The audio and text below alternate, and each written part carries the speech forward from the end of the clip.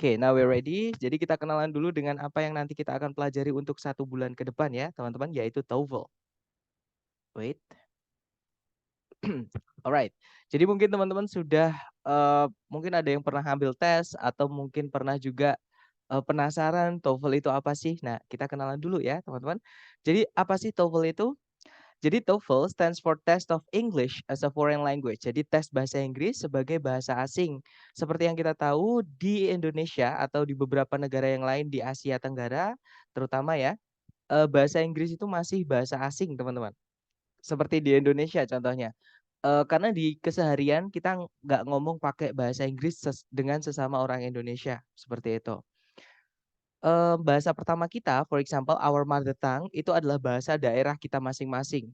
As for me, kalau saya, karena saya juga dari Jawa mungkin, nah mungkin my first language or my mother tongue is Javanese. Jadi saya ngomong bahasa Jawa untuk bahasa pertama atau bahasa ibu ya. Nah kemudian bahasa kedua kita, oke Mister 3 point, alright, I like it. Jadi kita, oke P itu ya rumus rumus lingkaran ya. I thought something else.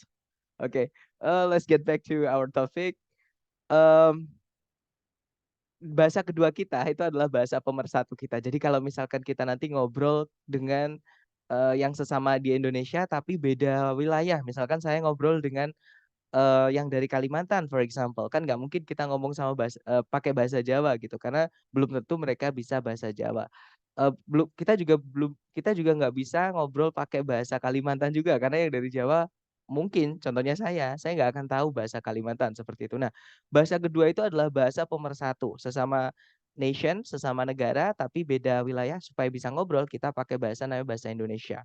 Nah, selain bahasa pertama dan bahasa kedua itu kita nyebutnya bahasa asing, teman-teman. Nah, in this case, English is one of the foreign languages in Indonesia, seperti itu. Kemudian yang mengadakan TOEFL atau tes TOEFL ini adalah ETS, lembaganya namanya. It stands for Educational Testing Service. Nah, ETS sendiri itu sudah ada sejak 1964 sampai saat ini, ya. Dan ETS ini letaknya adalah di New Jersey, teman-teman. Di New Jersey, Amerika Serikat. Jadi TOEFL itu yang bikin bukan orang Indonesia yang asli ya, yang asli dari ETS. Jadi itu yang bikin sebenarnya juga Amerika, seperti itu. Kemudian tes TOEFL itu secara garis besar untuk kita yang udah lulus SMA ya, di atas SMA itu dibagi ke dalam 2 jenis. Yaitu ada yang ITP, ada yang IBT. Nah, mungkin teman-teman pernah dengar, saya kok pernah dengar ada PBT sama CBT. Nah, sebenarnya PBT sama CBT itu sama aja, teman-teman. Cuman hanya pemberian tesnya yang beda. Yang kalau PBT itu teman-teman harus datang ke tempat tesnya, tempat daftarnya teman-teman. Kalau yang CBT ya sama sih sebenarnya teman-teman juga datang ke tempat yang tes, cuman nanti sorry, teman-teman nanti pakai komputer. Maaf teman-teman karena hari ini saya agak nggak enak badan jadi suara saya agak, ini ya, agak nggak enak seperti itu, agak nahan gitu. But it's okay, let's just, go on. Nah, sekarang CBT sama PBT itu sudah dijadikan satu, sudah apa namanya, disetarakan ya, namanya ITP. Nah, ITP itu ada yang teman-teman datang ke tempatnya atau offline, ada juga yang digital atau online. Ya, jadi PBT sama CBT itu sekarang sama aja dengan ITP, seperti itu. Karena memang TOEFL ini setiap ada perubahan-perubahan itu intinya beberapa periode itu berubah-berubah seperti itu, teman-teman. Karena kemarin ada pandemi itulah yang apa namanya, ada perubahan itu jadi ITP. Nah, skor range-nya untuk ITP ini adalah 217 sampai 677. Jadi kalau teman-teman nanti misalnya ngambil tes TOEFL yang ITP, kemudian nggak datang misalnya atau misalnya nggak ikut tes, itu teman-teman sebenarnya masih punya nilai, yaitu 217. Oke, nah nanti kalau teman-teman benar semua, itu skornya adalah 677. And don't worry, I never reach that point, teman-teman. Jadi saya juga masih belajar ya. Saya belum pernah dapat tes 677. Dan for your information, secara berkala setiap bulan minimal 1 kali saya selalu tes teman-teman untuk yang TOEFL ITP yang online seperti itu. Karena saya itu tadi untuk sambil belajar juga kayak gitu. Nah, untuk yang TOEFL ITP ini yang diteskan oleh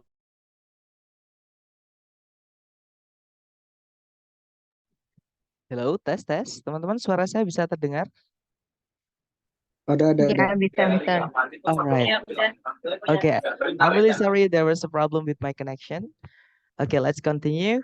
Jadi itu tadi ya teman-teman. Jadi ITP itu yang diteskan itu hanya sekedar comprehension atau pemahaman. Jadi seberapa teman-teman bisa memahami entah itu tulisan atau ucapan dalam bahasa Inggris.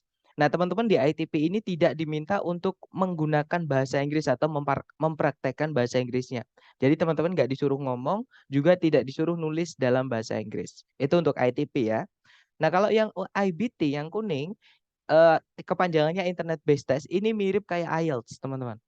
Oke, tapi tidak disarankan karena terakhir saya mencoba tes TOEFL IBT yang pertama itu bulan kemarin itu nggak jadi tes karena masalah server, teman-teman.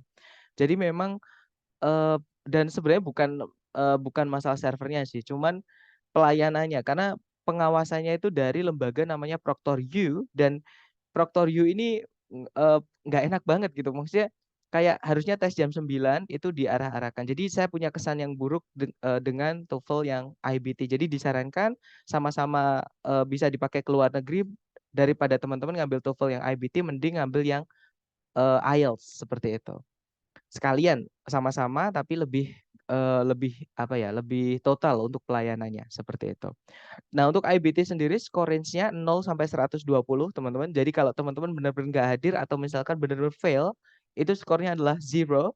Dan kalau teman-teman perfect, your performance is native like atau mirip seperti orang sana asli, itu nanti adalah 120. Oke, dan yang diteskan di IBT itu nanti mirip kayak IELTS yang saya sampaikan tadi, itu murni skill and mastery. Jadi kemampuan dan penguasaan teman-teman dalam bahasa Inggris. Entah itu vocabulary, entah itu speaking, pronunciation maksud saya, entah itu grammar dan sebagainya itu dipraktekkan ke speaking dan writing. Seperti itu. Nah, untuk yang akan kita pelajari, yang ada tips dan strategi mengerjakannya itu adalah di ITP, teman-teman. Jadi nanti kita akan hajar di ITP untuk 1 bulan ke depan. Oke. Nah, di ITP itu apa aja yang diteskan?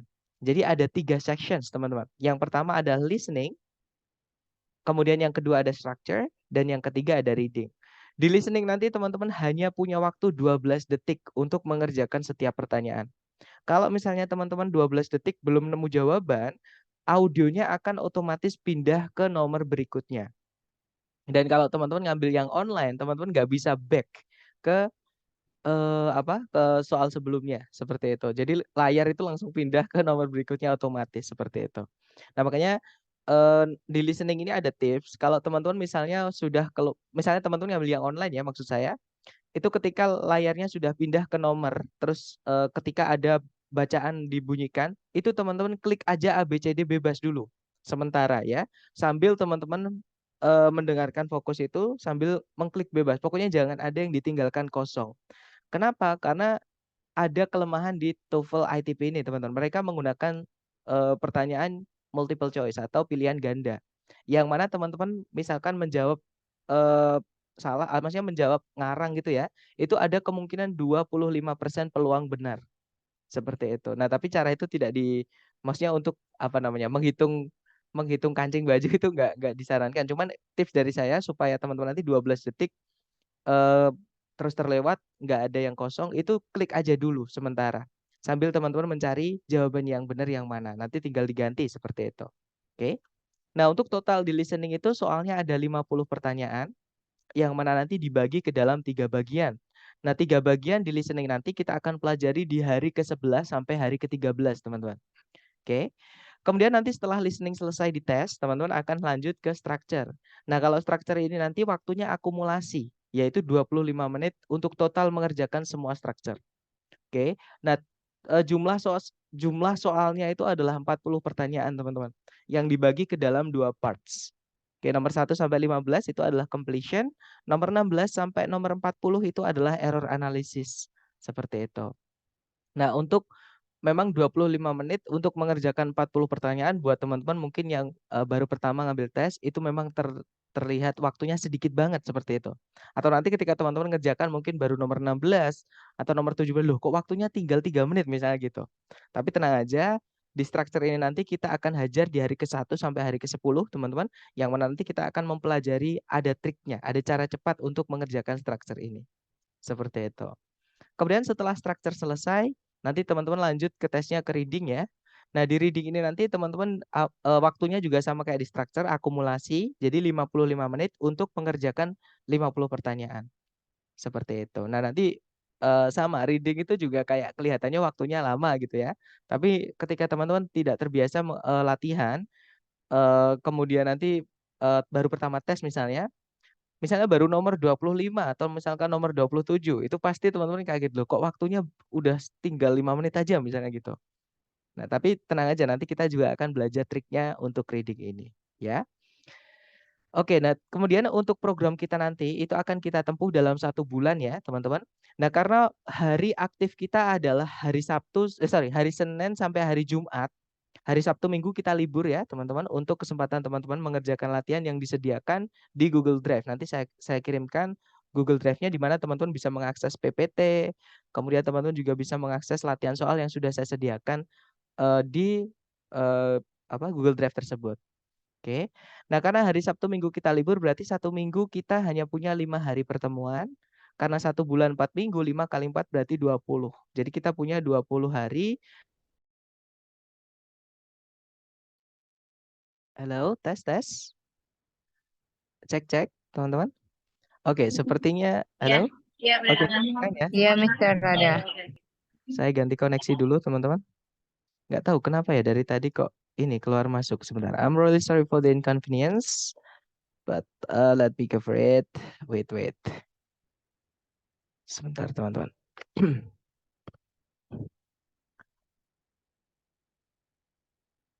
Oke.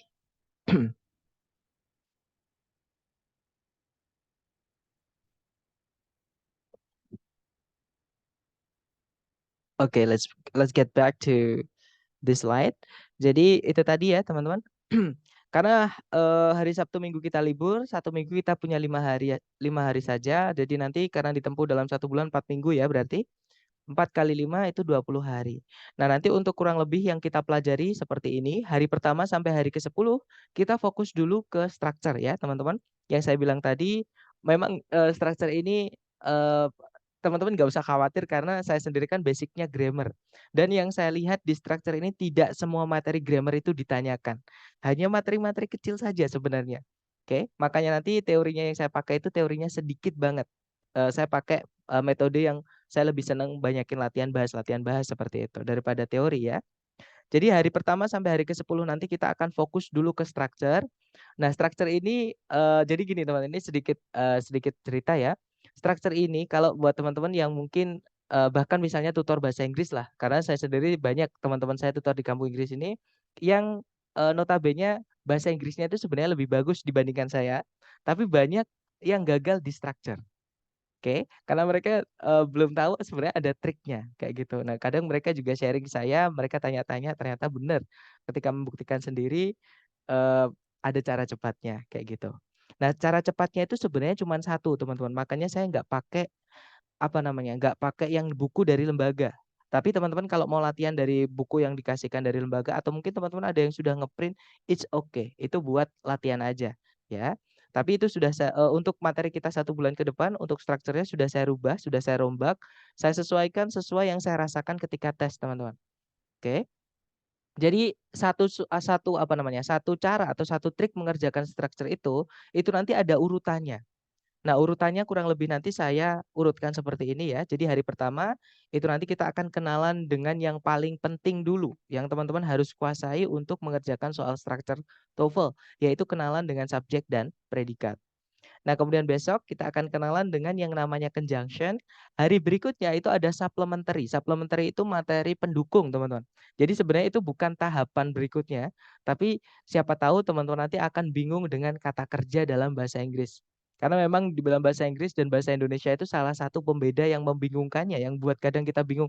Kenapa sih bahasa Inggris itu sulit? Mungkin ya teman-teman ada yang mikir kayak gitu. Nah, itu sebenarnya di kata kerjanya ini. Kita misalkan bilang makan itu ya makan aja, teman-teman. Tapi dalam bahasa Inggris, makan, misalnya eat ya, kita kan taunya bahasa Inggrisnya makan kan eat. Nah, itu bisa berubah-ubah. Kadang dia bisa eating, kadang bisa eats, kadang bisa eaten, kadang bisa ate, dan seterusnya. Ya, nanti kita akan pelajari di hari ketiga, teman-teman. Kemudian hari keempat, itu nanti kita akan kenalan dengan bentuk kalimat. yang mana dia agak unik namanya inversi. Hari kelima kita juga kenalan dengan bentuk kalimat yang unik lagi namanya double komparatif. Hari keenam, ketujuh dan kedelapan kita akan belajar mengenai pecahan bagian kalimat, teman-teman. Jadi kadang yang ditanyakan itu bukan cuma subjek, predikat, objek, keterangan. Tapi kadang yang ditanyakan adalah pecahan di dalam misalnya subjek, di dalamnya predikat, di dalamnya objek, atau di dalamnya keterangan. Seperti itu. Jadi bukan subjeknya yang hilang, tapi bagian dari subjek yang hilang. Nanti kita pelajari hari ke-6, 7, dan 8. Nah, kemudian hari ke-9 kita akan lanjut dengan bentuk soal structure yang bagian kedua. Materinya apa bisa di-share? Bisa, Miss. Nanti setelah kelas saya akan share untuk Google Drive yang tadi saya sampaikan. Miss nanti bisa mendownload PPT, bisa juga mendownload latihan soal sesuai harinya. Misalkan di folder 1 itu nanti PPT hari pertama dan soal-soal untuk teman-teman latihan hari pertama, seperti itu. Kemudian nanti untuk rekaman kelas juga akan saya share juga, teman-teman, so don't worry, oke? Oke, kita lanjut. Untuk nomor 9 atau hari ke-9 nanti kita fokus dengan error analisis atau mencari kesalahan di dalam kalimat. Nah, kemudian hari ke-10 terakhir untuk structure itu ada supplementary kedua, teman-teman. Materi pendukung kedua juga. Materinya namanya adalah dependent clause atau kita biasanya nyebutnya anak kalimat. Nah, dari pertama sampai ke-10 ini, hari pertama, hari ini nanti itu yang paling gampang, teman-teman. Dan yang paling penting, semakin ke bawah itu sebenarnya semakin nggak penting gitu ya, tapi semakin susah kayak gitu. Jadi yang paling penting memang hari pertama ini nanti, yaitu subjek sama predikat karena tahap pertama atau step one ini pasti nanti akan teman-teman lakukan di semua soal structure seperti itu. Nah, kemudian setelah kita structure selesai, kita akan fokus ke listening ya. Di listening nanti kita akan fokus lebih ke kenalan bentuk soalnya. Nah, untuk hari ke-11 kita akan kenalan dengan listening part A, namanya short dialogue. Hari ke-12 listening part B atau long dialogue. Kemudian hari ke-13 kita lanjut ke listening bagian terakhir atau part C, namanya long monologue, teman-teman. Nah, kemudian setelah listening selesai baru kita akan hajar reading. Oke, hari ke-14 sampai hari ke-19. Jadi ada 6 hari. Nah, tapi teman-teman tenang aja, baru-baru ini kalau nggak salah sudah 2 periode ini saya menemukan cara yang lebih gampang, lebih cepat lagi, ya. Maksudnya nanti di reading ini kita akan bisa, bisa kita rangkap. Yang harusnya 6 materi, itu bisa kita rangkap hanya menjadi 3 materi. Jadi nanti kita bisa selesai lebih cepat, teman-teman. 3 hari lebih cepat, ya, dari, eee, rencana awal, dari silabus awal. Karena, yang harusnya 6 hari kita tempuh reading, itu bisa kita pendekkan hanya tinggal 3 hari saja. Ada cara yang lebih gampang dan cara lebih cepat, seperti itu. Dan nanti 3 hari sisanya, nanti kalau saya sempat ya teman-teman, nanti kita akan lakukan live stream untuk kita, hajar latihan kayak penguatan, kalau saya sempat tapi ya. Jadi nggak janji tapi lihat di belakang, seperti itu. Nah, kemudian rules di kelas sebenarnya bukan rules ya, teman-teman. Ini lebih ke bagaimana nanti kita di kelas. Jadi yang pertama, attendance check atau daftar kehadiran itu hanya dilakukan hari pertama saja. Jadi hanya hari ini saja, hari hari pertama ini nanti. Jadi setelah kelas nanti teman-teman akan saya kirimkan Google Form untuk diisi ya. Misalnya nanti kurang lebih nama teman-teman, nama panggilan, email di YouTube mungkin kalau ada, saya lupa. Kemudian ada juga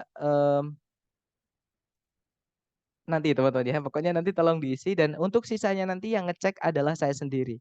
Jadi nanti yang ngecek untuk pertemuan 2 sampai pertemuan terakhir nanti saya sendiri lewat icon participant Zoom di aplikasi Zoom-nya.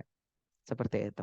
Kemudian yang kedua, raise hands kalau teman-teman ada pertanyaan atau langsung interupsi saya nggak apa-apa. Jadi ketika saya menjelaskan seperti ini, teman-teman unmute terus teman-teman tanya, "Sir, maaf ada pertanyaan," atau "Sir, I have a question please." Atau "Sir mau tanya." Bebas teman-teman potong saya nggak apa-apa. Oke. Kenapa kok kok segera ditanyakan, kenapa kok boleh motong? Takutnya nanti teman-teman lupa. Dan teman-teman nggak perlu sungkan-sungkan ya. Santai aja, ada pertanyaan apapun tanyakan, jangan diempet. Sayang kalau diempet nanti harusnya teman-teman, tahu, eee, karena nggak ditanyakan akhirnya teman-teman nggak terjawab pertanyaannya, seperti itu. Jadi tanyain aja, oke? Kemudian yang terakhir, ini yang paling penting buat teman-teman ya, yang terakhir ini yang ketiga itu adalah vocabulary atau kosakata dalam bahasa Inggris. Di TOEFL ini yang paling penting teman-teman, itu bukan grammar, bukan juga pronunciation. Oke, yang paling penting adalah vocab-nya teman-teman. Semakin teman-teman banyak vocab, semakin teman-teman gampang mengerjakan TOEFL ini.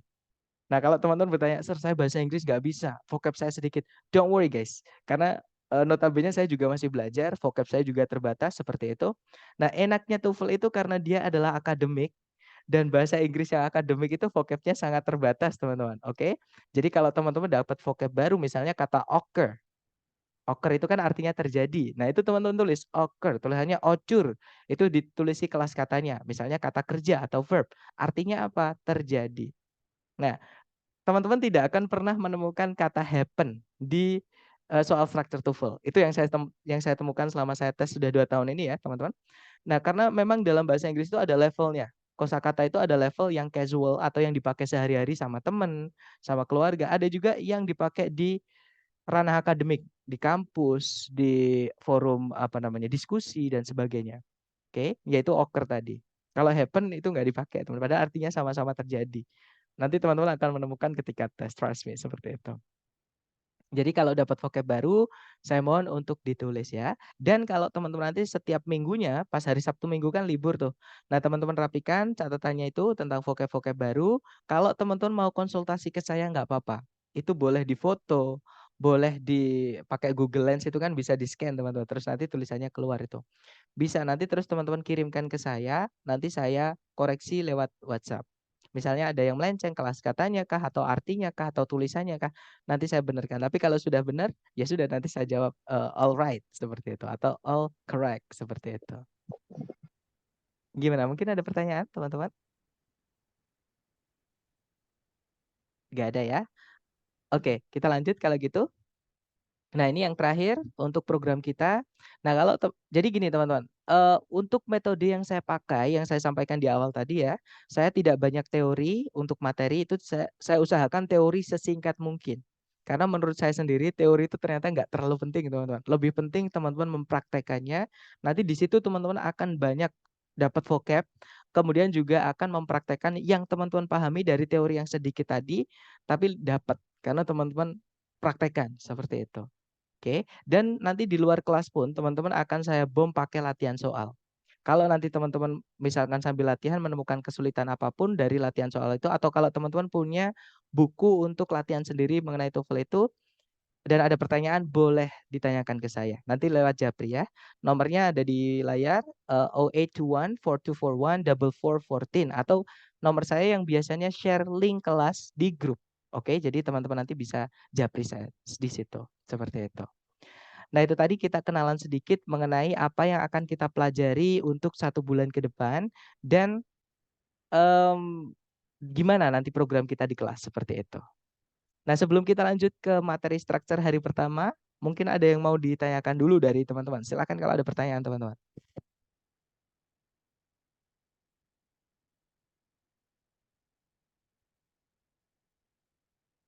Mister pardon saya ingin sholat asar dulu. Oke, nggak apa-apa. Kalau teman-teman misalnya ada yang mau ke belakang atau mau sholat dulu, it's okay. Ya, nanti kalau misalkan teman-teman ketinggalan, misalnya baru gabung tiba-tiba di tengah karena mungkin ada masalah apa, teman-teman bisa ikuti dari rekaman kelas ya. Kalau apa namanya, kalau ketinggalan atau teman-teman boleh nanti hadir lagi di sesi sesi malam biar rame ya. Nanti datang lagi nggak apa-apa. Baik, kalau nggak ada pertanyaan, kita lanjut materi kita yang pertama, yaitu tentang sentence atau kalimat, teman-teman. Nah, sebelum kita lanjut, saya mau jelaskan dulu kenapa sih kok kita harus kenalan dengan kalimat atau sentence. Karena di soal structure nanti, teman-teman itu jenis soal yang bagian pertama itu diminta untuk melengkapi bagian kalimat yang hilang. Tapi pilihannya sudah disediakan di ABCD seperti itu.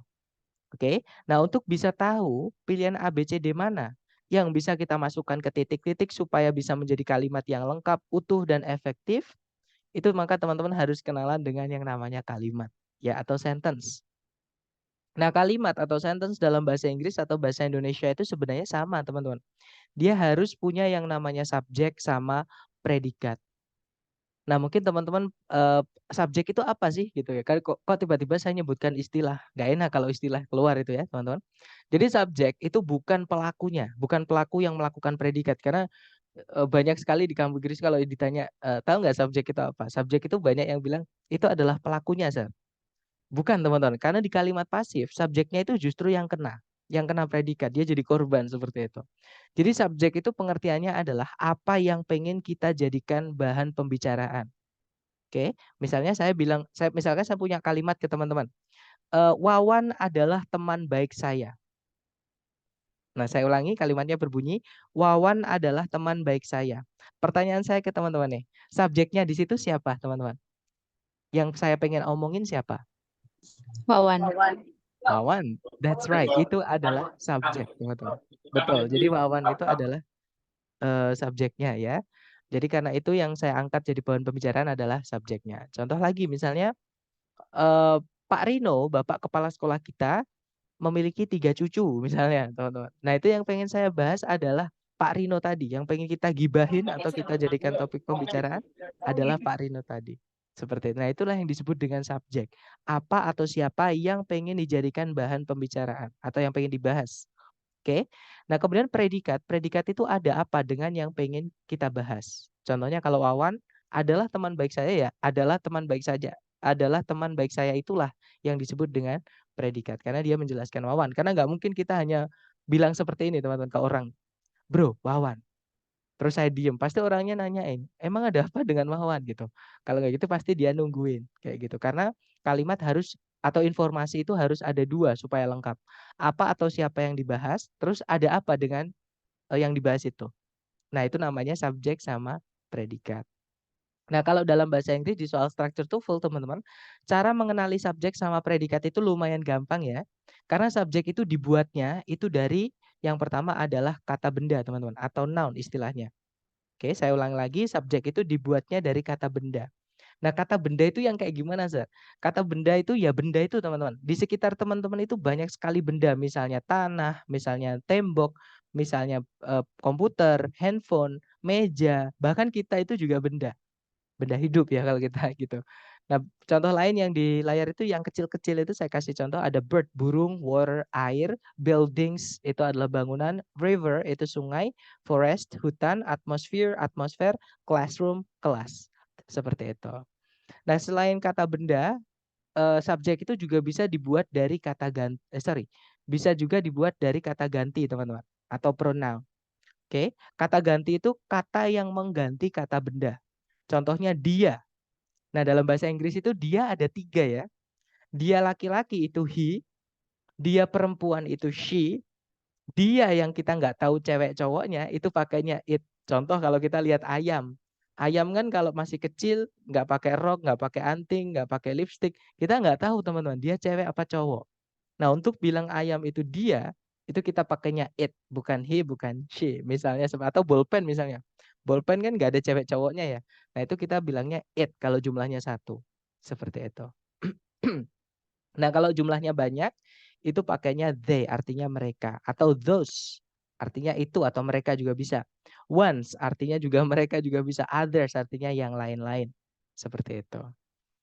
Nah, kemudian sekarang itu tadi caranya mengenali subjek ya, teman-teman. Subjek itu dibuatnya kalau nggak dari kata benda ya, dari kata ganti. Seperti itu. Salah satu ya, teman-teman. Kalau benda atau kata ganti, salah satu aja. Kemudian kalau predikat itu dalam bahasa Inggris hanya bisa dibuat dari kata kerja atau istilahnya verb. Oke, jadi ini juga perbedaan bahasa Indonesia sama bahasa Inggris. Kalau dalam bahasa Indonesia itu kita bisa bilang saya di sini. Atau saya baik-baik saja, itu yang paling gampang teman-teman. Saya baik-baik saja, itu dalam bahasa Indonesia bisa. Saya itu bahasa Inggrisnya I, baik-baik saja itu fine misalnya, atau okay. Nah, tapi kita nggak bisa dalam bahasa Inggris bilang I okay. Nah, tapi pasti teman-teman familiar. Gimana sih caranya bilang saya baik-baik saja dalam bahasa Inggris? Atau kalau teman-teman ditanya, how are you today? Biasanya jawabannya gimana? I am fine. That's right, I am fine, good job. Jadi I am fine. Padahal yang artinya saya itu adalah I ya teman-teman. Yang artinya baik-baik saja itu adalah fine. Nah, tapi kenapa di situ ada M tiba-tiba? Padahal M ini nggak punya arti. Ya. Nah, itu tadi teman-teman. Karena kalimat dalam bahasa Inggris itu harus selalu punya kata kerja sebagai predikat. Nah, kalau informasi yang kita sampaikan itu nggak ada kata kerjanya, kita masukkan kata kerja yang nggak punya arti namanya to be, teman-teman. Jadinya I am fine. Kalau saya di sini ya I am here. Misalnya saya apa misalnya? Saya sakit misalnya, I am sick. Misalnya seperti itu. Nah, tapi kalau sudah ada kata kerjanya jangan dikasih M lagi ya, karena nanti double predikatnya, pemborosan teman-teman. Oke, jadi kalau saya mau bilang, saya cinta kamu, bahasa Inggrisnya gimana? Itu gampang. Saya cinta kamu, I love you. I love you. That's right. I love you. Bukan I am love you ya, teman-teman. Hati-hati. I am love you itu nanti predikatnya double. Maka jangan bilang I am love you, tapi I love you. Karena sudah ada predikat, sudah ada kata kerja. Nah, kata kerjanya yang mana? Mencintai atau love, ini kelas katanya adalah kata kerja, teman-teman. Maka nggak perlu kita masukkan M yang kata kerja yang buat syarat tadi atau buat ganti aja. Karena dalam bahasa Inggris predikat harus ada kata kerjanya. Nah, kata kerja itu banyak sekali, sesuatu yang bisa dikerjakan misalnya. Tidur, duduk, berdiri, berlari, belajar, berbicara, diam. Tapi diam juga ada yang kata sifat ya. Kemudian ada juga eh, banyak teman berenang. Contohnya lagi di layar itu yang contoh dipakai di dalam TOEFL, contohnya occur artinya terjadi, overcome artinya mengatasi, rise artinya muncul, raise artinya memunculkan atau menaikkan gitu ya. Support artinya mendukung, consist artinya terdiri, improve artinya memperbaiki, blow artinya bertiup atau meniup seperti itu. Jadi kata kerja itu banyak banget dalam bahasa Inggris. Nah, dan kata kerja ini nanti di dalam kalimat itu bentuknya banyak, teman-teman. Yang saya sampaikan di awal tadi ya. Bahasa Inggris itu yang kadang membuat ribet itu adalah kata kerjanya. Karena untuk bilang makan aja itu ada banyak banget. Eat, eats, to eat, eating, eaten, dan seterusnya. Ya, jadi nanti teman-teman akan menemukan bentuk-bentuk kata kerja di dalam kalimat itu antara lain sebagai berikut. Ada verb 1. Verb 1 itu maksudnya verb asli ya. Jadi yang kata kerja tidak mendapatkan imbuhan apapun. Jadi misalnya kalau makan ya eat itu verb 1. Nah, verb 2 itu bentuk lampaunya, teman-teman. Oke, lampau atau past. Nah, untuk contohnya makan. Makan itu bentuk lampaunya adalah ate, tulisannya ate. Nah, verb 3 itu namanya past participle, hanya nama, teman-teman. Verb 3 itu nanti ada penggunaan khususnya kan, ada beberapa penggunaan untuk verb 3 ya. Contohnya kalau makan itu ada eaten. Verb SES, nah itu sebenarnya sama kayak verb 1, hanya dipakainya di fakta. Jadi verb SES itu dipakainya di fakta. Atau kalau teman-teman nggak familiar dengan fakta ya present gitu. Sama present atau fakta itu sama, teman-teman. Kemudian verb ing ada juga kalau eating ya, contohnya kalau verb ing, to verb 1 contohnya to eat, auxiliary verb contohnya will eat. Nah, untuk bentuk kata kerja ini akan teman-teman temukan nanti entah di dalam soal TOEFL atau ketika teman-teman dengerin film, dengerin lagu, itu kalau ada predikat pasti verbnya bentuknya salah satu di antara atau teman-teman pasti akan menemukan bentuk verb ini di dalam bahasa Inggris. Seperti itu. Nah, tapi tidak semua bentuk verb ini bisa jadi predikat, teman-teman. Oke, saya ulangi lagi. Jadi ini yang teman-teman harus waspadai ya, karena verb ini akan muncul, kemungkinan akan muncul semua di kalimat. Tapi hati-hati, tidak semua verb ini bisa jadi predikat. Hanya verb 1, verb 2, verb SES, dan auxiliary verb saja yang bisa jadi predikat. Oke, saya ulang lagi. Jadi verb 1, verb 2, verb SES, auxiliary verb saja yang bisa jadi predikat. Kalau teman-teman menemukan ada verb 3, kemudian verb ing, atau to verb 1, yang mana sebelumnya itu nggak ada auxiliary-nya, fix itu bukan predikat, teman-teman. Jadi biarin aja, jangan dianggap itu predikat ya. Walaupun dia verb, seperti itu. Oke. Nah, untuk contoh atau mungkin sebelum kita ke contoh soal di TOEFL, mungkin ada yang mau ditanyakan dulu dari teman-teman, silahkan. Mas izin, Mister, Ya, mau boleh tanya Mas. terkait yang tadi kan predikat salah satunya ada yang auxiliary verb. Betul. Ini dulu pernah belajar sih, tapi kayak masih apa kesini lupa lagi karena udah lama banget jarang tes Inggris, apalagi kan kerja lebih ke banyak pakai bahasa Indonesia. Ini boleh di-refresh lagi nggak, Sir, terkait Oke. auxiliary verb? Alright, Makasih, Sir. good. Okay. Alright, thank you for the question. Now let's discuss this topik guys. Jadi kita bahas auxiliary ini ya. Jadi auxiliary itu apa sih? Ini kan istilah mungkin buat teman-teman, beberapa teman-teman itu istilah baru gitu ya. Auxiliary itu apa sih? Auxiliary itu sebenarnya juga kata kerja, teman-teman. Lebih tepatnya adalah kata kerja bantu, ya. Kenapa kok dinamai kata kerja bantu? Karena karena fungsi kata kerja ini fungsinya hanya membantu kata kerja lain. Dia nggak bisa berdiri sendiri sebagai predikat. Oke, contoh akan. Kata akan itu dalam bahasa Indonesia aja, itu walaupun dia kata kerja, tapi nggak bisa kita hanya bilang, saya akan dia. Kan nggak enak, teman-teman. Harus ada kata kerja lagi. Nanti kalau kita bilang ke orang nih, saya akan dia, pasti orang bingung. Akan ngapain gitu? Akan menelpon dia kah? Akan menemui dia kah? Akan membantu dia kah? Jadi harus diikuti kata kerja lagi setelah akan, ya. Nah, auxiliary sendiri itu ada 4 keluarga besar. Yang pertama keluarganya do. Kalau teman-teman penasaran, ini namanya sebenarnya nama nggak penting ya, teman-teman. Ini namanya dummy auxiliary, teman-teman. Do itu keluarganya ada 3, yaitu do, does, dan did kalau di lampau. Nah, tadi saya bilang kan auxiliary itu setelahnya harus ada kata kerja, teman-teman. Alias auxiliary itu harus ada verb setelahnya. Oke? Nah, maka do, does, did ini kalau setelahnya mau diikuti verb, verb setelahnya itu harus verb asli atau verb 1. Bukan verb SIS, bukan verb ing, bukan verb 2, dan seterusnya. Jadi harus verb 1. Kalau sudah ada do, does, did. Contoh, saya tidak tahu, I don't know.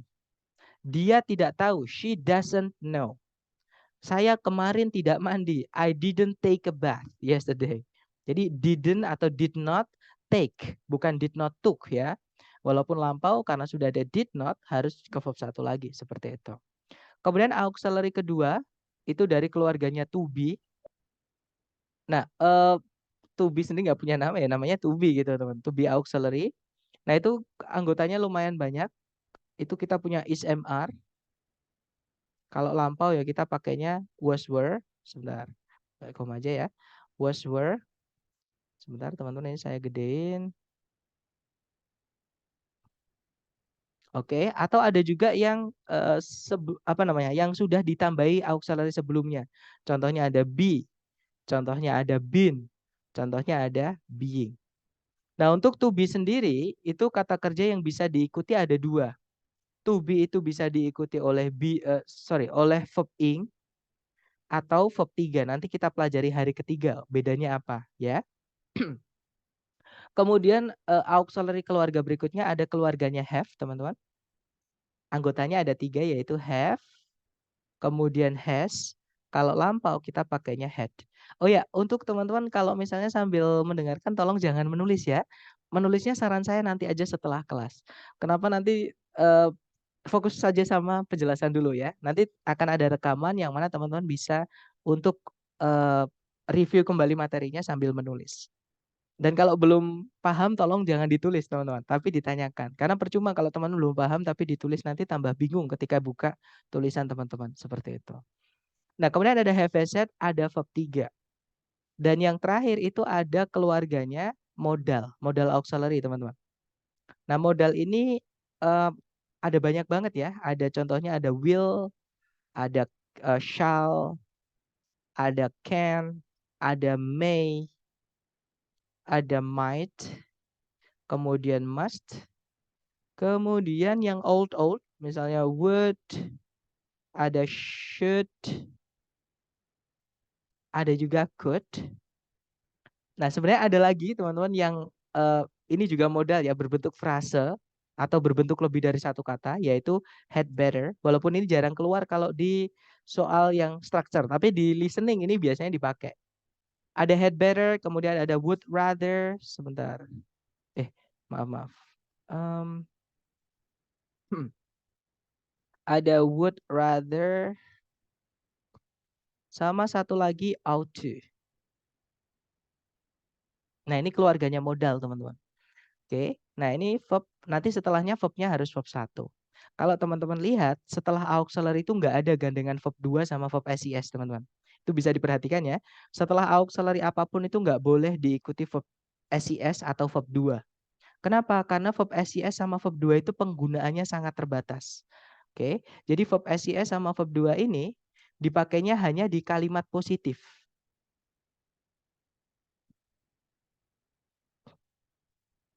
Sebagai predikat ya, di kalimat positif.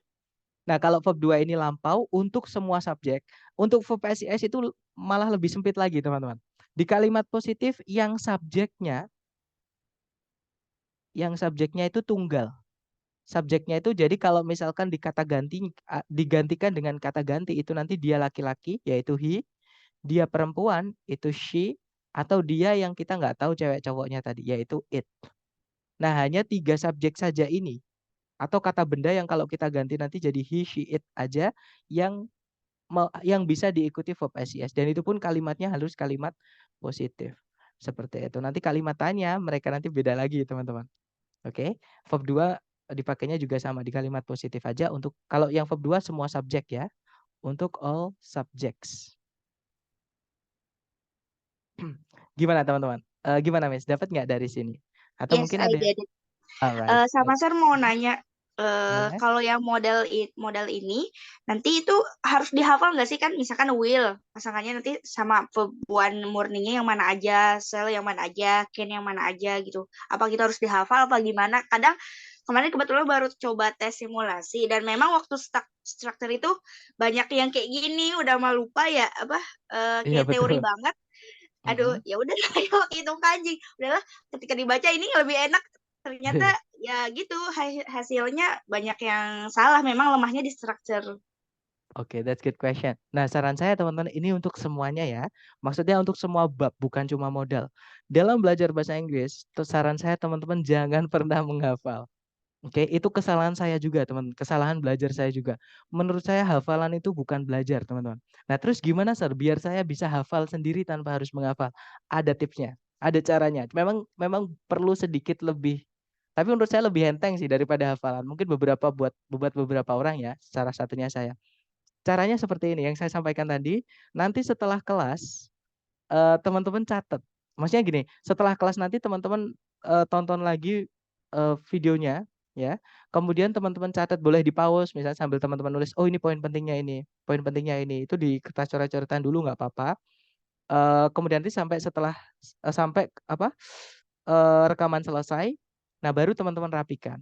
Nanti ketika teman-teman mengerjakan latihan soal yang saya sampaikan di Google Drive yang saya buatkan di Google Drive atau dari sumber manapun lah yang mengenai subjek predikat, nanti teman-teman boleh sambil membuka catatan tersebut. Oke, karena nanti lama-lama teman-teman dengan membuka catatan teman-teman sendiri, itulah apa namanya? Itu adalah rekaman pemahaman teman-teman. Makanya tadi saya bilang, kalau teman-teman belum paham, saran saya jangan pernah menulis. Karena percuma, teman-teman. Udah capek, teman-teman nanti ketika buka catatan itu juga teman-teman bingung. Karena teman-teman memang belum paham kayak gitu. Makanya kalau teman-teman belum paham, saran saya langsung ditanyakan. Seperti itu. Jadi tipsnya supaya teman-teman bisa hafal tanpa harus hafalan adalah harus ditulis. Sambil menulis itu, sambil membaca tulisan kita sendiri itu, otak kita merekam, teman-teman. Alam bawah sadar kita merekam. Nah, ketika tes nanti itu tinggal pembiasaan. Semakin teman-teman sering hajar latihan, ketemu soal ini lagi, caranya sama, itu nanti jadi insting. Tanpa berpikir banyak, nanti teman-teman akan bisa menemukan jawabannya. Setidaknya itu yang saya rasakan seperti itu. Dan saya harap nanti teman-teman juga bisa dapat yang saya rasakan juga. Nah, itu saya nyebutnya insting, teman-teman. Makanya kalau ada yang bilang, "Sir, saya selama ini tuh ngerjakan struktur itu saya pakai insting." Gak apa-apa. Insting itu saya juga pakai insting, teman-teman. Tapi insting itu jangan cuman gara-gara insting ya, maksudnya gara-gara ngira-ngira. Tapi itu kita pakai dasar. Maksudnya dasar itu yang sudah kita ketahui, sudah kita pahami. Seperti itu. Gimana, bisa dapat ya? Oke, so thank you for the tips. Pengulangan ya betul. Jadi lebih ke pengulangan dan lebih ke praktek. Ya, makanya teori tadi sedikit, teorinya sebenarnya cuma sedikit itu aja. Cuma nanti teman-teman nanti saya bom di latihan soal dan pembahasan. Seperti itu. Atau mempraktekkan teori yang sedikit tadi ke bentuk konkretnya lah seperti itu. Oke ya, dapat ya. Gimana? Mungkin ada pertanyaan lagi dari teman-teman, silakan.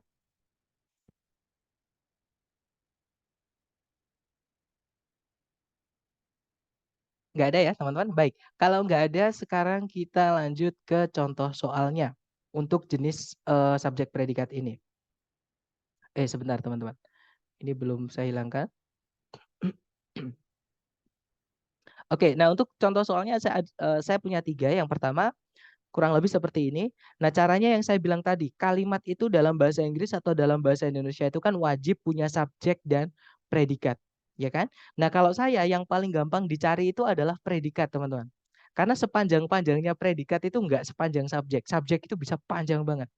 Oke, jadi cara gampang mencari di dalam kalimat yang paling gampang adalah cari kata kerja yang bisa jadi predikat. Nah, pertanyaan saya ke teman-teman, teman-teman di soal menemukan predikat nggak? Kalau nemu yang mana? Noun. Are. Ya, that's right. Are Oke, noun. betul. Are noun. Atau kalau teman-teman menemukan ada teman-temannya are ya, is, am, are, kalau nggak gitu was, were, fix itu predikat. Entah setelahnya ada verb atau tidaknya. Oke, nah ini are-nya sebagai auxiliary karena setelahnya ada verb yaitu noun, teman-teman. Oke, nah berarti kita sudah punya predikat. Oke, nah pertanyaan saya ke teman-teman, sebelumnya predikat sudah ada subjek belum? Belum. Belum ya, jelas banget Question. itu karena titik-titik. Nah, otomatis di sini kita hanya kehilangan predikat saja. Teman-teman masih ingat yang bisa jadi subjek tadi? Sorry kok predikat. Maksud saya kita kehilangan subjek saja. Teman-teman masih ingat kan ya, yang bisa jadi subjek itu kalau nggak kata benda, ya kata ganti. Nah, maka teman-teman carikan kata ganda atau kata ganti saja di pilihan A, B, C, D. Berarti jawabannya yang mana, teman-teman? A. Ya, that's right. Jawabannya adalah alpha. Ya. Jadi ini nanti kalau dibaca, shrikes are known to impale their prey on thorns. Kalau diartikan burung shrike ini namanya burung shrike ya, teman-teman, dikenal akan menancapkan buruan mereka di duri pohon. Seperti itu. Kalau yang bravo itu salahnya karena dia ada kata hubung, teman-teman, atau conjunction. Ini materi kita besok. Tapi untuk pengantar, kenapa kok yang bravo ini salah? Kenapa nggak boleh kita masukkan conjunction ke dalam soal? Alasannya simple. Conjunction ini dipakai ketika subjek predikat di kalimat nanti itu lebih dari satu. Kalau cuma satu subjek, satu predikat, tidak boleh ada conjunction. Nah, kenapa kok gitu, Sir? Misal nih, teman-teman. Kalau saya bilang ke teman-teman seperti ini. Karena saya lapar. Pertanyaan saya ke teman-teman, kalimat tadi itu sudah lengkap belum? Informasi yang saya sampaikan belum ya? Pasti nanti Belum. teman-teman nungguin atau pasti teman-teman bertanya. Karena Mister Lapar ngapain gitu. Nah, berarti kalimat itu walaupun ada subjek predikat yaitu saya merasa lapar gitu ya, tapi belum lengkap karena ada conjunction tadi yaitu because, karena. Nah, makanya kalau kita mau masukkan conjunction ke dalam kalimat, supaya kalimatnya lengkap nanti subjek predikatnya nggak boleh cuma satu. Atau kalau saya balik, kalau subjek predikat cuma satu, jangan dimasukkan conjunction. Oke? Kemudian yang Charlie ada is, itu predikat lagi, pemborosan teman-teman. Di soal sudah ada are noun ya. Kalau yang delta ada kata hubung juga, which. Kalau teman-teman menemukan 5W1H atau kata tanya ya, di soal structure TOEFL itu nggak ada yang berakhiran dengan tanda tanya, teman-teman. Pasti semua berakhiran dengan titik. Artinya, kalau teman-teman menemukan 5W1H itu fix dia adalah conjunction. Seperti itu. Oke, kata hubung seperti itu. Nah, artinya yang jawabannya adalah yang alfa tadi. Kalau kita mau pakai cara eliminasi seperti itu nggak apa-apa ya. Jadi dicek A, B, C, D, oh ini salah, ini salah, ini salah karena ini, karena ini, karena ini. Untuk memastikan juga boleh. Seperti itu. Nah, contoh soal kedua, teman-teman. Caranya sama, pertanyaan saya ke teman-teman adalah, teman-teman menemukan predikat nggak di soal? Kalau ada yang mana? Magnetotetic bacteria. Enggak Itu ada subjek adanya. Ada ya, subjek. that's right. Kalau predikat belum ada ya, tapi yang ada Ya, adalah subjek. subjeknya. Betul. Subjek. Betul. Jadi magnetotactic bacteria itu adalah sebagai subjek, tapi dia belum punya predikat. Nah, artinya teman-teman hanya butuh predikat saja. Carikan pilihan A, B, C, D yang hanya predikat saja. Berarti jawabannya yang Charlie. mana? Ya, that's right. Charlie. Jawabannya Charlie. adalah betul. Jawabannya Charlie. Ya, jadi nanti kalau dibaca, magnetotactic bacteria were first described in 1963 by Salvatore Bellini. Kalau diartikan, magnetotactic bacteria pertama kali dikenalkan gitu ya, dideskripsikan di tahun 1963 oleh Salvatore Bellini. Kalau yang alfa salahnya kenapa, teman-teman? Ada subjek Ada lagi. subjek. Ada subjek. Subjeknya ada That's 2. right. Betul, nanti subjeknya double, pemborosan ya. Kalau yang bravo salahnya kenapa? Ada conjunction. Ada conjunction, ada Dan subjek lagi. ada dua Subjek. juga. Ya betul, nggak ada predikat, betul. Kita butuhnya tadi cuma predikat. Malah kalau kita masukkan Bravo, ada conjunction, ada subjek. Nanti subjeknya double, ada conjunction, nggak ada predikat dua. Nanti kita butuh dua predikat jadinya. Bravo nggak bisa, Delta juga sama ya, nggak ada predikat. Tadi kita butuhnya predikat seperti itu. Contoh terakhir teman-teman. Nah coba kira-kira jawabannya yang mana teman-teman?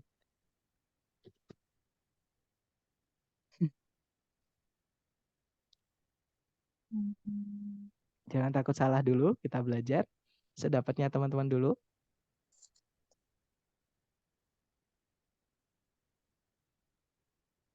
Yang C cari mungkin. Sorry, yang mana? C C. mungkin. C. Oke, mari kita cek bersama. Caranya sama teman-teman. Coba dicari predikat dulu di soal. Pertanyaan saya ke teman-teman sama. Ada nggak di soal ada predikat nggak? Kalau ada yang mana? Across. D. Nggak Oke. ada. Nggak ada. Nggak Nah, nggak ada. apa-apa. Gini, Langsung objek. kalau teman-teman misalkan bingung tentang suatu kelas kata atau teman-teman pengen memastikan ini predikat bukan, ini kata kerja bukan, teman-teman pergi ke halaman ldoci.com. Nanti saya share di grup ya, teman-teman. Itu kamus yang asli bikin orang Amerika. Nah, kalau teman-teman kiblatnya bahasa Inggris di apa namanya? Di British English, teman-teman bisa download atau sorry, bisa ke Oxford, OALD. Nanti saya juga kirimkan gitu. Tolong saya dikasih tahu kalau layar teman-teman sudah pindah ke ini ya, sudah pindah ke kamus. Sudah. Sudah ya? Oke, Sudah. thank you. Nah, mari kita cek kata across, teman-teman. Untuk memastikan across itu kelas katanya apa. Nah, ini cara makainya. Ini ada kata yang kita cari. Nah, kalau nggak ada angkanya, teman-teman, kan biasanya itu ada di kamus itu yang setelah kata across itu ada angkanya. Nah, kalau yang ada angkanya itu berarti kelas katanya lebih dari satu. Nah, memang dalam bahasa Inggris itu seperti itu, teman-teman. Kadang kelas kata itu lebih dari satu. Tapi kalau nggak ada angkanya, berarti kelas katanya maksudnya dijadikan satu di sini. Ya, yaitu kelas katanya across itu ada dua. Ada keterangan, adverb itu namanya keterangan ya, teman-teman. Ada juga preposisi. Nah, artinya dia ini bukan kata kerja, bukan verb, teman-teman. Nah, mungkin teman-teman yang dimaksud verb itu bukan across, tapi ini. Nah, kalau cross, teman, nah ini yang saya maksud tadi ya. Kalau ada di kamus itu ada angkanya seperti ini berarti lebih dari satu. Ininya apa namanya? Kelas katanya. Nah, cross ini kalau kita lihat, nah kelas katanya adalah kata kerja, teman-teman. Jadi beda ya, cross sama across. Kalau cross itu artinya melintas atau melintasi. Kalau across itu sebenarnya sama sih, melintasi atau melewati, melalui seperti itu. Cuman beda kelas kata. Beda kelas kata, beda penggunaan, teman-teman. Nah, ini berarti teman-teman misalkan kalau dapat vocab baru seperti ini, tolong jangan disepelekan ya. Maksudnya ditulis aja karena pasti suatu saat bakal sangat berguna buat teman-teman. Seperti itu. Jadi across di sini ini adalah kata preposisi, teman-teman. Nanti preposisi kita pelajari hari ke-7. Ya, intinya adalah dia bukan kata kerja, bukan predikat. Nah, artinya di soal itu belum ada predikat, teman-teman. Nah, kalau misalnya kita nggak ada predikat, titik-titiknya di paling depan seperti ini ya sudah fix kita juga kehilangan subjek. Karena sebelumnya predikat kan juga harus ada subjeknya. Nah, dari ABCD yang SP, subjek, predikat. Yang alfa D. Antara Charlie sama Delta. Tapi ada kata hubung. Oke, atau kita cek bersama ya. Yang alfa salahnya kenapa? Pertanyaan saya ke teman-teman gitu Nggak ada dulu. predikatnya. Nggak ada predikat. Only subjek. That's right. Betul. Nah, waste di sini ini bukan kata kerja ya, teman-teman. Berarti teman-teman nggak terjebak di situ. Karena waste itu bisa kata kerja, bisa kata benda. Waste di sini dia menjadi kata benda, artinya limbah.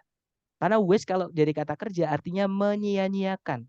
Nah, cuman kok gimana Sir kita tahu itu adalah kata benda bukan kata kerja. Nah, kata benda itu kata kerja itu teman-teman mengikuti kata benda sebelumnya. Oke, karena ini fakta, kalau misalkan ini kata kerja, maka kalau sebelumnya itu tunggal, kan coconut kan cuma satu, teman-teman. Harusnya itu wastes, harusnya jamak. Nah, karena nggak ada S-nya, artinya itu bukan verb. Itu adalah kata benda. Oke. Nah, berarti ini subjek jadi satu kesatuan. Coconut waste briquettes artinya briquette limbah kelapa. Ya ini teman-teman yang digambarin ya. Tapi nggak ada predikat, berarti alfa nggak bisa. Nah, kalau yang Bravo salahnya kenapa? Kenapa nggak milih Bravo? Dan nggak ada predikat. Ada di depan. Betul, ada conjunction, nggak ada Conjunction. predikat. That's right. Nah, kalau yang tadi antara Charlie sama Delta ya. Nah, kalau Ya. yang Charlie itu subjeknya adalah coconut waste briquettes. Predikatnya adalah reduce. Nah, ada that. That itu kelas katanya apa ya? Kalau teman-teman seperti itu, teman-teman coba artikan aja, pasti nggak enak nanti. Iya. Briket Iya. limbah kelapa yang mengurangi penggundulan hutan di seluruh bumi. Ada apa gitu? Pasti nungguin. Kalau itu nggak selesai. Nanggung, betul. Berarti nggak bisa teman kita masukkan that ini. That ini adalah conjunction ya. Artinya adalah yang. Nah, berarti jawabannya yang delta itu subjeknya coconut waste briquettes. Predikatnya adalah reduce. Dan nanti kalau dibaca, coconut waste briquettes reduce deforestation across the globe. Kalau diartikan, briket limbah kelapa mengurangi penggundulan hutan di seluruh bumi. Seperti itu.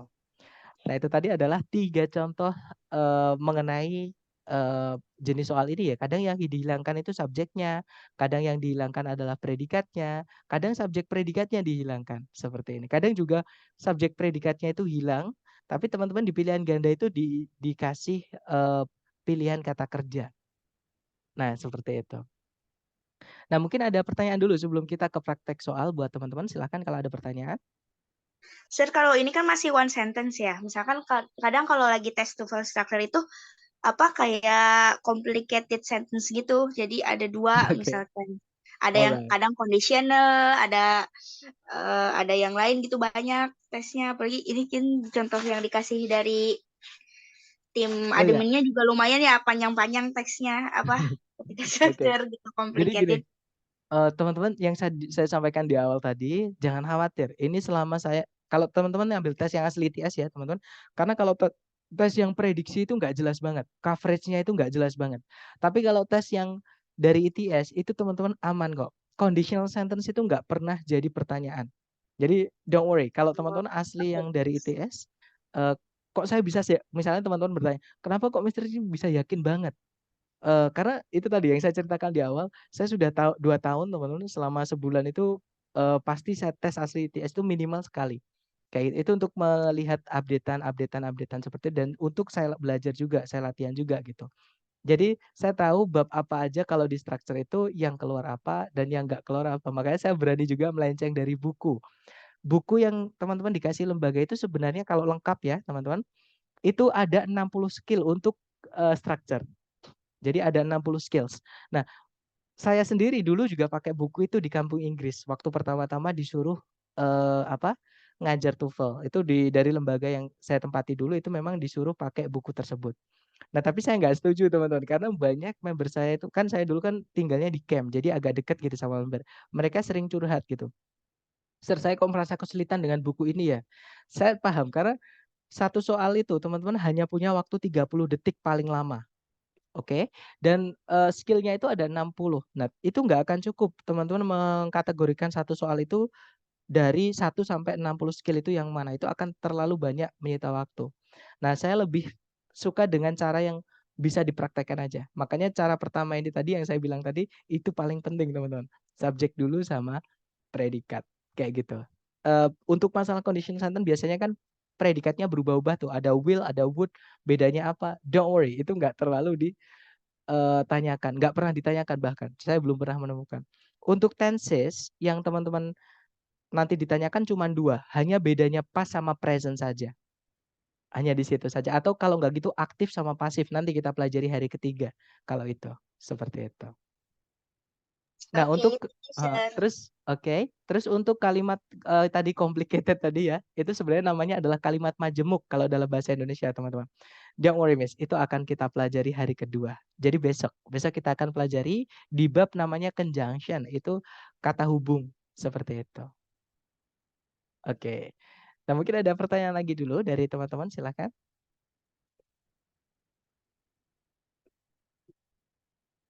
Gak ada ya teman-teman? Oke, kalau nggak ada sekarang. Oke, kalau nggak ada sekarang kita lanjut ke latihan soal buat teman-teman. Di sini ada satu soal, teman-teman coba dulu nanti jawabannya dikirim di chat Zoom ya. Jangan takut salah, waktu 30 detik di pojok kanan atas. 30 detik dimulai dari sekarang, silakan.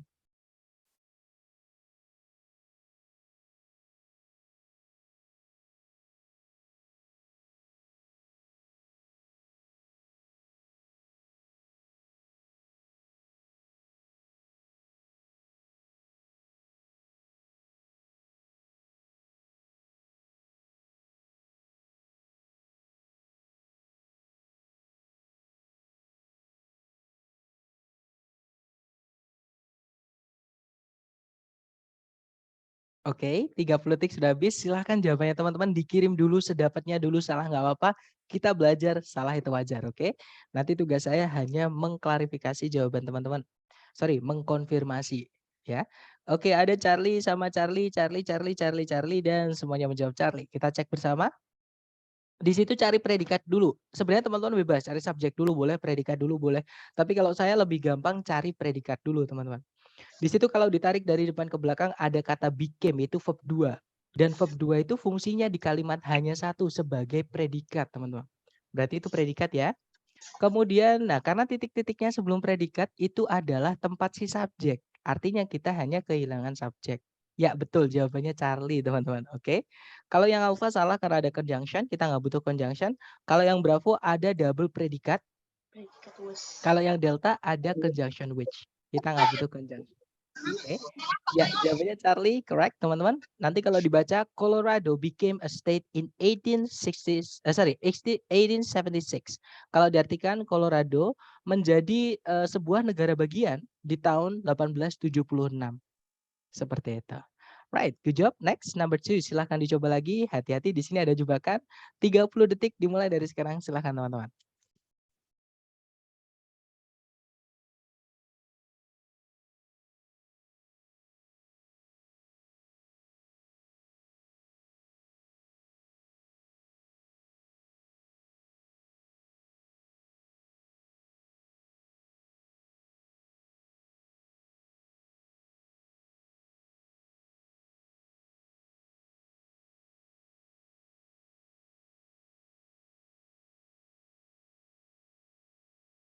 Oke, 30 detik sudah habis.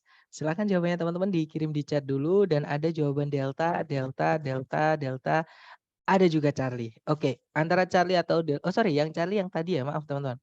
Antara delta, delta dan semuanya menjawab delta, kita cek bersama. Seperti biasa cari predikat dulu, kalau ditarik dari depan ke belakang sama sekali nggak ada kata kerja ya di situ, teman-teman. Berarti di situ kita butuh predikat. Nah, karena titik-titiknya di depan, maka kita juga butuh subjek sebelumnya predikatnya. Nah, artinya cari ABCD yang subjek predikat. Ya, betul. The answer is delta, teman-teman. Di situ ada kata benda yaitu sculptors, artinya para pematung, para pembuat patung. Predikatnya adalah shape. That's right, the answer is delta. Kalau yang alpha salahnya nggak ada predikat, ya. Kalau yang bravo sama nggak ada predikat juga. Yang Charlie to verb 1 itu nggak bisa jadi subjek, juga nggak bisa jadi predikat, teman-teman. Oke, ya jawabannya delta. Nanti kalau dibaca itu tadi ya, sculptures shape images out of clay, stone, and metal. Para pembuat patung membentuk gambaran-gambaran dari tanah liat, batu, dan logam. Seperti itu. Oke, lanjut ke nomor 3. Silahkan dicoba lagi. 30 detik dimulai dari sekarang. Silahkan teman-teman.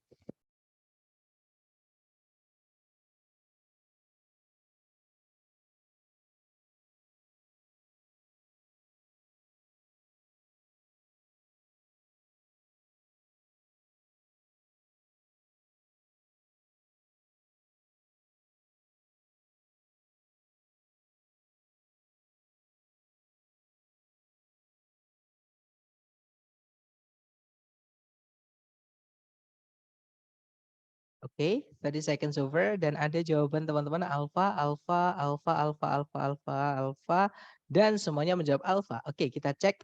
Cari predikat dulu, di situ belum ada kata kerja di dalam predikat. Di dalam kalimat maksud saya. Kemudian karena titik-titiknya di depan dan aturannya sebelum predikat itu harus ada subjek ya, maka di situ kita juga kehilangan subjek. Ya, jawabannya yang alfa, teman-teman. Subjeknya di situ agak panjang ya. The computer input unit itu subjeknya. Predikatnya adalah changes. Oke. Dan jawabannya yang alpha. Nanti kalau dibaca, the computer input unit changes all data into electronic pulses. Jadi satuan input komputer merubah semua data menjadi sinyal-sinyal elektronik seperti itu.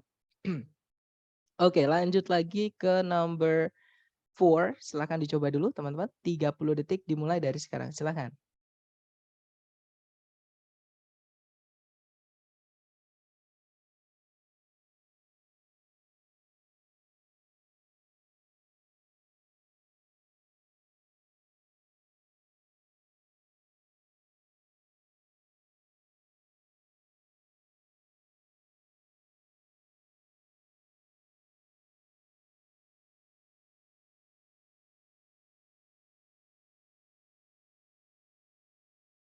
Oke, 30 detik sudah habis dan ada jawaban alfa.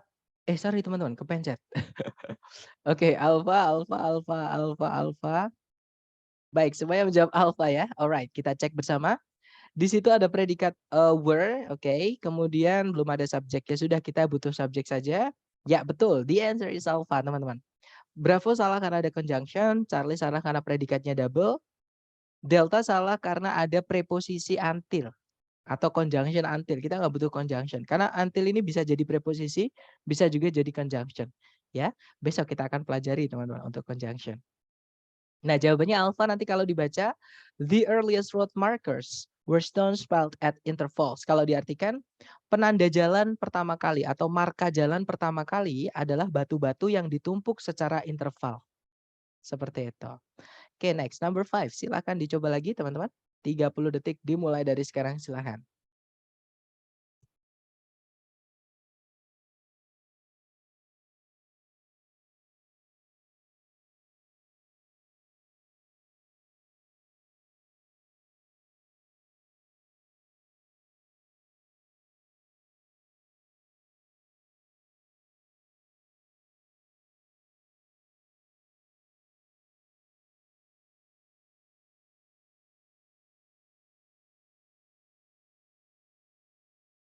Oke, thumbs up. Silahkan jawabannya teman-teman boleh dikirim di chat dulu ya. Jangan takut salah. Kira jawaban bravo, dan saya lihat semuanya menjawab bravo. Baik, kita cek bersama. Oke, kita cek bersama sebentar teman-teman. Maaf. Oke, di situ ada predikat is known ya. Belum ada subjeknya. Hati-hati dengan kata tisus di situ. Tisus di sini ini bukan subjek ya, karena sebelumnya ada preposisi of. Kata benda, kalau sebelumnya ada preposisi itu sudah pasti menjadi keterangan, teman-teman. Oke, nanti kita pelajari preposisi hari ke-7 ya, supaya teman-teman nggak bingung kalau satu hari langsung banyak materi nanti pusing. Jadi kita fokus dulu subjek predikat. Di situ kita belum punya predikat. Ya, jawabannya adalah yang bravo, teman-teman. The scientific study. Study di sini adalah kata benda ya, karena ada the sebelumnya. Scientific itu kata sifat, artinya ilmiah. Kata bendanya adalah science, ilmu pengetahuan. Nah, jadi kata bendanya study sebagai subjek. Kalau yang alpha, nah sebenarnya teman-teman, verb ing itu juga bisa menjadi subjek. Saya ulang lagi, verb ing itu juga bisa menjadi subjek. Istilahnya kalau di grammar ini namanya gerund. Ya. Nah, gerund itu apa? Gerund itu adalah kata kerja yang kita rubah menjadi kata benda. Nanti wujudnya verb ing seperti itu. Nah, tapi ada tapinya, teman-teman. Verb ing ketika dirubah menjadi kata benda itu harus mengikuti kata dasarnya atau verb satunya. Kalau verb satunya itu butuh objek, setelahnya harus ada objeknya. Contohnya studying ini artinya meneliti atau mempelajari. Nah, mempelajari apa, meneliti apa, ini harus ada kata benda setelahnya. Sedangkan scientific itu kata sifat, artinya ilmiah tadi, teman-teman. Oke, nggak bisa kata sifat jadi objek, nggak bisa. Yang bisa jadi objek itu sama dengan subjek. Kata benda atau kata ganti, seperti itu. Nah, alpha nggak bisa karena nggak ada objek dari gerundnya, nggak ada objek dari verb ing-nya. Seperti itu, ya. Oke, kalau yang Charlie itu verb 1 nggak bisa jadi subjek, teman-teman. Delta ada conjunction, nggak bisa, predikatnya double, nggak ada subjek sama sekali, nggak bisa ya. Jadi jawabannya adalah yang bravo. Nah, nanti kalau dibaca, the scientific study of tissues is known as histology. Penelitian ilmiah mengenai jaringan dikenal sebagai histologi. Seperti itu. Oke, good job. Next, number 6. Silahkan dicoba dulu. Waktunya 30 detik. Dimulai dari sekarang. Silahkan, teman-teman.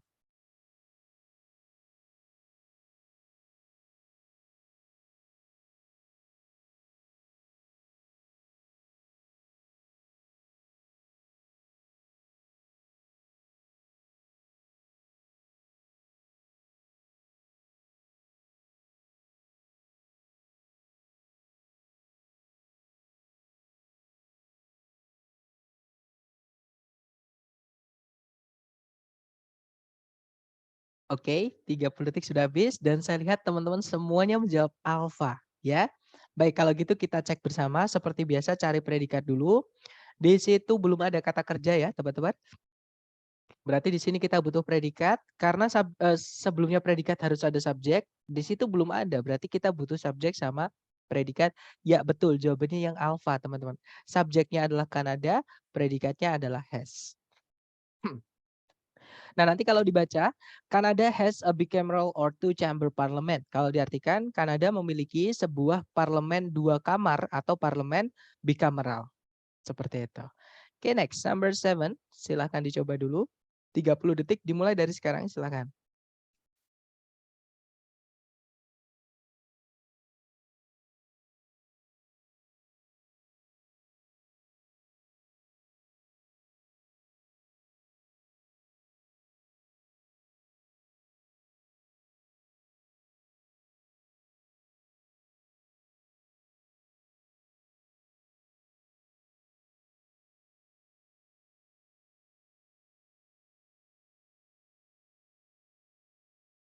Oke, 30 detik sudah habis dan keren sekali nih tadi baru 5 detik saya lihat ada yang sudah menjawab teman-teman. Dan saya perhatikan teman-teman semuanya menjawab Charlie ya. Baik kita cek bersama, cari predikat dulu, di situ sama sekali nggak ada kata kerja. Nah close ini memang juga bisa menjadi kata kerja teman-teman, artinya menutup. Ya, nah tapi gini, close ini juga punya arti lain, artinya dekat. Sama kayak close friends, itu artinya bukan menutup teman, tapi artinya teman dekat. Oke, close friends itu teman dekat. Nah, close itu berarti artinya juga bisa menjadi dekat. Dia kata sifat.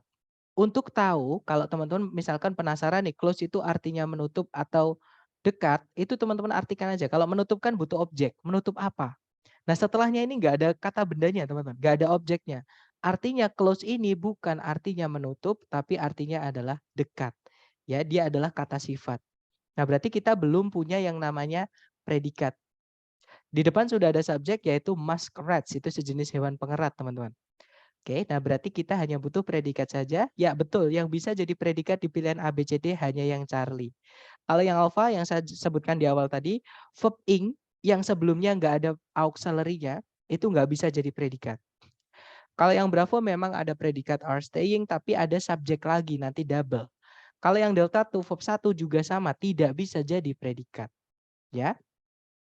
Nanti kalau dibaca, muskrats generally stay close to the edge of a bog. Kalau diartikan, hewan pengerat muskrat itu umumnya tinggal dekat dengan tepian rawa. Seperti itu. Oke, lanjut ke number 8. Silahkan dicoba dulu, 30 detik dimulai dari sekarang. Silahkan.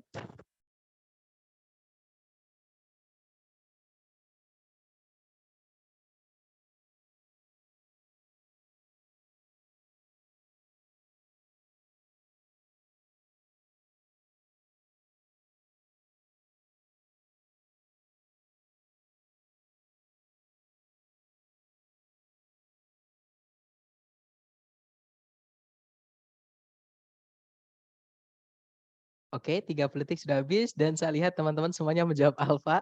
Oke, sepertinya udah mulai terbentuk ini instingnya ya. Karena benar jawabannya alfa, teman-teman. Di situ ada predikat dates, belum ada subjek, jawabannya yang alfa.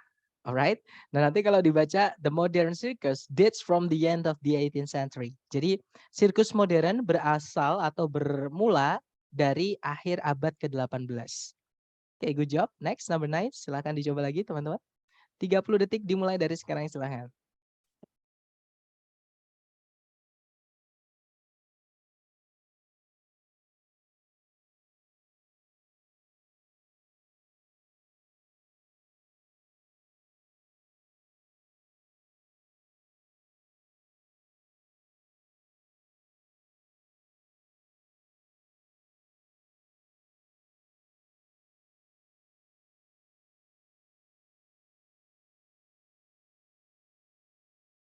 Okay, time's over and I see that everybody picks alpha. Semuanya menjawab alpha ya.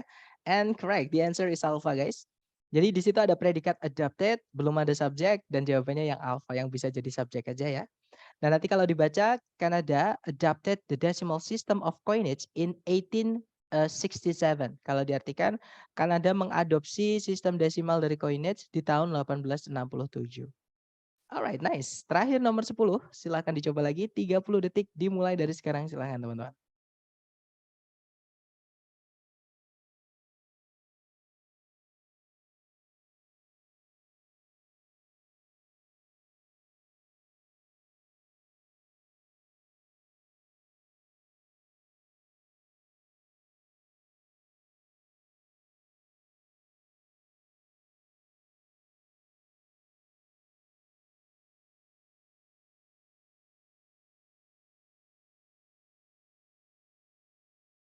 Oke, 30 detik sudah habis dan saya lihat ada jawaban alfa, ada juga jawaban bravo ya. Mari kita cek bersama. Seperti biasa cari predikat dulu teman-teman. Kalau ditarik dari depan ke belakang hati-hati teman-teman. Like itu memang kadang kita mengartikannya menyukai, ya kan? Tapi like di sini ini bukan kata kerja. Ya artinya seperti teman-teman. Gini, kalau teman-teman menemukan ada kata di paling depan, misalnya ya, itu sudah tidak mungkin. Itu predikat itu nggak mungkin. Kalau di TOEFL teman-teman. Oke, di structure TOEFL karena di akhir soal itu pasti berakhiran dengan titik. Artinya predikat itu tidak boleh muncul di awal kalimat. Ya, nah like ini artinya adalah seperti yang mana kelas katanya adalah preposisi, teman-teman. Oke, sama kayak in, sama kayak of, sama kayak with dan sebagainya. Oke. Nah, preposisi diikuti kata benda ini dia menjadi satu menjadi keterangan. Oke, nah berarti di sini kita belum punya kata kerja sebagai predikat. Berarti di sini kita butuh predikat ya. Subjeknya adalah protozoans. Nah, cari ABCD yang bisa jadi predikat saja. Nah, kalau yang alfa di situ ada verb ing yang saya sampaikan di awal tadi. Verb ing itu bukan predikat, teman. Kalau dia berdiri sendiri tanpa to be sebelumnya, tanpa auxiliary sebelumnya, ya dia nggak bisa jadi predikat. Kalau yang bravo, verb 1 itu fungsinya jadi predikat. Jadi kemungkinan bravo bisa, kita tahan dulu. Kalau yang Charlie itu verb 1 itu tidak bisa jadi predikat juga. Kalau yang delta, hati-hati teman-teman. Reproduction ini banyak yang ketipu di sini. Reproduction, kalau teman-teman menemukan ada kata yang akhirannya duction gitu ya, itu 95% atau 90% lah. Itu dia adalah kata benda atau noun. Nah, reproduction ini juga noun, teman-teman. Dia juga kata benda. Nah, kata benda itu nggak bisa jadi predikat. Nggak bisa jadi predikat. Ya. Nah, berarti jawabannya yang bravo. Nanti kalau dibaca, like bacteria, protozoans reproduce by splitting into. Kalau diartikan, seperti bakteri, protozoa itu bereproduksi dengan membelah diri menjadi 2. Seperti itu. Nah, itu tadi adalah materi kita mengenai yang saya sampaikan tadi ya. Ini materi yang paling teman-teman harus kuasai. Karena chapter ini nanti pasti akan teman-teman pakai dari chapter pertama sampai chapter terakhir. Setiap teman-teman mengerjakan soal structure TOEFL pasti cara ini dipakai. Seperti itu. Berarti kalau verb ing depannya harus ada is/mr. Ya, betul. Entah itu is/mr atau misalnya was were kalau lampau ya. Atau ada have been kan itu juga to be. Will be itu juga to be. Atau misalkan are being atau pokoknya kalau ada to be sebelumnya diikuti verb ing itu bisa jadi predikat. Tapi kalau verb ing aja itu nggak bisa jadi predikat seperti itu. Thank you sir. Enak jawab kemana saja selama. Alright. Nah, yang saya sampaikan tadi materinya sebenarnya gampang teman-teman ya. Tapi yang saya sampaikan tadi materi yang gampang tadi, teori yang sedikit tadi harus teman-teman asah, harus teman-teman jadikan insting yang saya sampaikan tadi. Jadi nanti ketika teman-teman mengerjakan soal structure TOEFL, waktunya nanti bakalan sisa banyak kayak gitu. Untuk mengerjakan nanti bakalan enak banget gitu. Jadi gak ngantuk kebab harus serius. Thanks sir. Oke, nice. Ya, jadi itu tadi ya.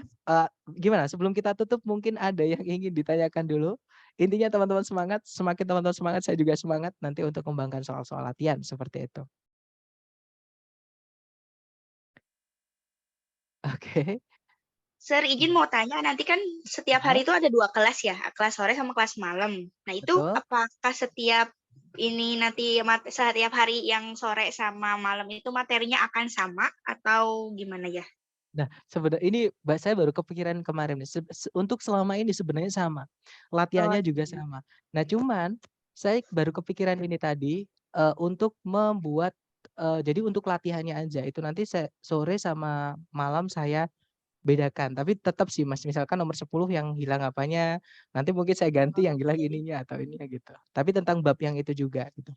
Cuman baru kepikiran itu. Jadi mungkin besok mungkin saya akan susun. Tapi untuk nanti malam mungkin masih sama Miss, seperti itu. Oke, thank you sir. Nanti Alright. boleh di-share nggak ya?